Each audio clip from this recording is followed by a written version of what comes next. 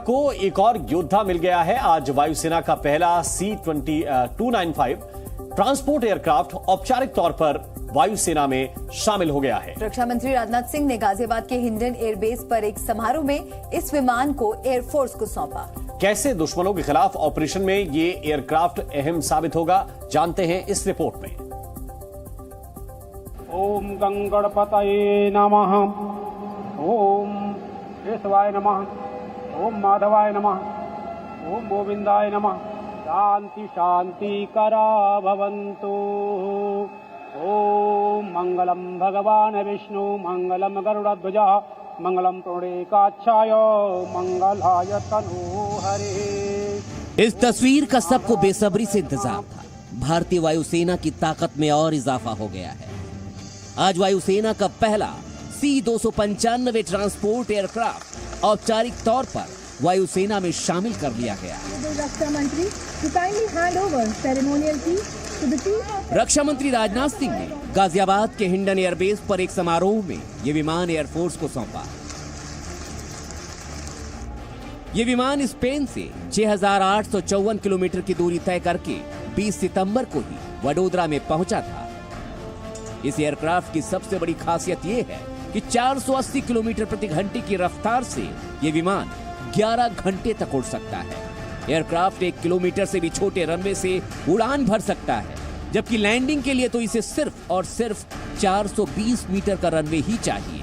ये विमान भारत चीन सीमा के नजदीक लद्दाख, कश्मीर, असम और सिक्किम जैसे पहाड़ी इलाकों में वायुसेना के ऑपरेशन में शामिल हो सकता है।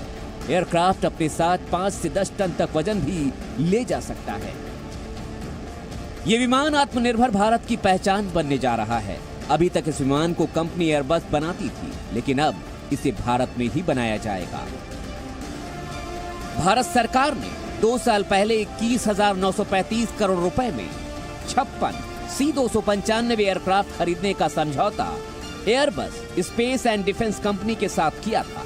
इसमें से 16 विमान स्पेन से आने हैं, जबकि 17वां विमान खुद देश में बनाया जाएगा। इस विमान को भारत में बनाने के लिए एयरबस और टाटा के बीच समझौता हो चुका है। ये भारतीय वायुसेना में शामिल हुआ सबसे नया ट्रांसपोर्ट एयरक्राफ्ट है C-295। एयरबस ने इसे बनाया है। भारत ने एयरबस के साथ कुल 56 ऐसे ट्रांसपोर्ट एयरक्राफ्ट का सौदा किया है, जिनमें से 16 बनी बनाई हालत में आएंगे और 40 का निर्माण वडोदरा की एक फैक्ट्री में होगा। दरअसल C-295 से एवरो ट्रांसपोर्ट एयरक्राफ्ट की फ्लीट को बदला जाएगा। एवरो एयरक्राफ्ट 60 के दशक में भारतीय वायुसेना में शामिल हुए थे, बहुत पुराने हो चुके हैं और उनके मुकाबले इस एयरक्राफ्ट में बहुत सारी खूबियां हैं। ये एयरक्राफ्ट एक बार में 7 से टन वजन ले जा सकता है। इसमें 72 तक सैनिक बैठ सकते हैं। ये टैक्टिकल एयरक्राफ्ट है, यानी कि ये खराब से खराब मौसम में और खराब से खराब एयर स्ट्रिप पर लैंड कर सकता है। भारतीय सेनाओं को ऐसे एयरक्राफ्ट की बहुत ज़्यादा ज़रूरत है, जो कि दूर दराज के इलाकों में भारतीय सेनाओं तक रसद, गोला बारूद, सैनिक और सैनिक साजो सामान पहुंचा सके। 56 C-295 एयरक्राफ्ट की कीमत 21,935 करोड़ रुपए है। Airbus space and defence company 16 विमान बनाएगी। 40 विमान टाटा और एयरबस मिलकर बनाएंगे। 31 अक्टूबर 2022 को पीएम मोदी ने इसका उद्घाटन किया था। वडोदरा में टाटा एडवांस सिस्टम लिमिटेड के प्लांट में ये विमान बनाए जाएंगे। साल 2026 तक सभी 56 एयरक्राफ्ट वायुसेना को मिल जाएंगे।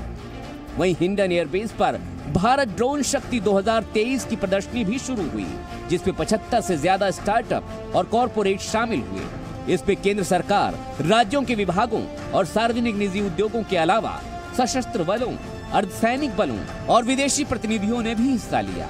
हाल ही में कश्मीर के अनंतनाग में सेना ने आतंकियों को घेर का ढेर किया था।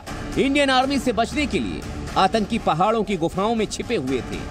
ढूंढने और मार गिराने के लिए भारतीय सेना ने टोही ड्रोन की मदद ली थी। ड्रोन से ही पूरे ऑपरेशन की निगरानी की गई थी। कृष्ण मोहन मिश्रा, जी मीडिया, हिंडन एयरबेस, गाजियाबाद। और अब बात नीतीश कुमार की और